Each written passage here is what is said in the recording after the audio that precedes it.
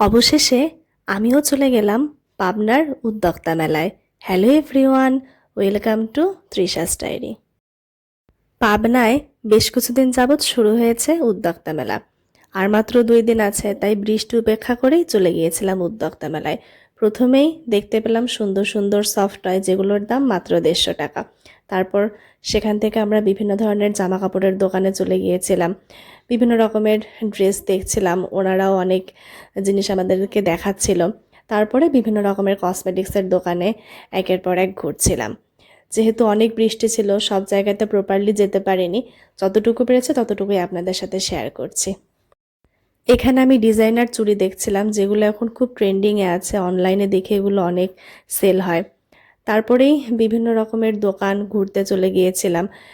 এই মেলাতে বিভিন্ন খাবারের স্টলও আছে। আমরা আসলে জলকাদার জন্য প্রপারলি সব জায়গাতে যেতে পারিনি। শুনলাম এই মেলাতে নাকি বিরিয়ানিও সেল করা হচ্ছে, আমাদের সেটা দেখার সৌভাগ্য হয়নি।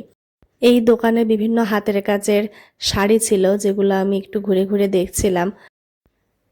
আমি এখানে বিভিন্ন ক্লিপ, কাঁকড়া, আরও অনেক জিনিস দেখছিলাম, যেগুলোর একটা ফিক্সড প্রাইস ওনারা নির্ধারণ করে রেখেছিল। এখানে বাচ্চাদের অনেক সুন্দর স্টোনের ক্লিপ আছে, আমি সেগুলোই একটু দেখছিলাম, যেগুলো আমার খুবই ভালো লাগে। পিচ্চি বাচ্চাদেরকে এগুলো পরলে খুব সুন্দর লাগে। বৃষ্টি হওয়া সত্ত্বেও মেলাতে ভালোই ভিড় ছিল, অনেক মানুষই মেলা ঘুরতে এসেছে। তারপরে আমরা চলে গিয়েছিলাম একটা কাঠের জিনিসপত্রের দোকানে, যেখানে অনেক রকমের কাঠের জিনিস, খেলনা ছিল, এবং সাথে কাঠের চিরুনি এবং বাঁশের তৈরি চিরুনি ছিল। এবং সাথে ওখানে আমি জাইলোফোন দেখতে পেয়েছিলাম, যেটা আমি আমার বোনের জন্য কিনেছি। আপনাদেরকে পুরো মেলার চিত্রটা আমি একটু দেখিয়ে দিলাম। বৃষ্টি হওয়ার জন্য পুরো রাস্তাঘাট কাদা কাদা হয়ে গেছিলো, যার জন্য সব দোকানে আমরা ঠিকমতো যেতে পারিনি। তারপরেও মানুষজন মেলা ঘুরছে, উপভোগ করছে। মেলায় ঘুরতে ঘুরতে আমাদের হঠাৎ চোখ পড়ল বিভিন্ন ধরনের গাছের। আসলে মেলাতে গাছেরও স্টল বসেছিল। এখানে বিভিন্ন ফুলের গাছ, ক্যাকটাস সহ আরও অনেক প্রজাতির গাছ ছিল। আমি একটু ঘুরে ঘুরে দেখছিলাম।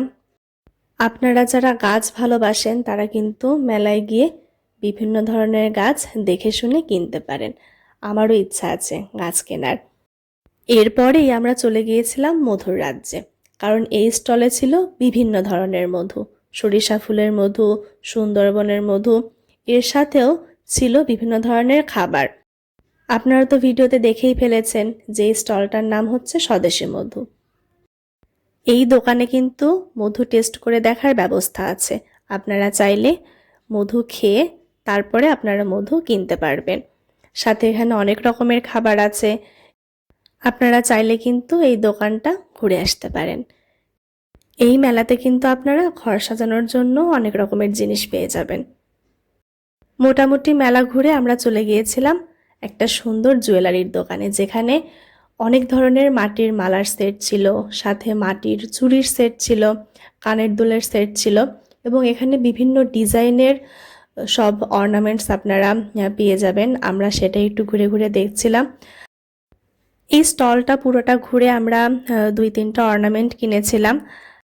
তারপরেই আবার শুরু হলো মধুর সুরে বৃষ্টি, যার কারণে আমরা আর বেশিক্ষণ মেলায় দাঁড়াতে পারিনি।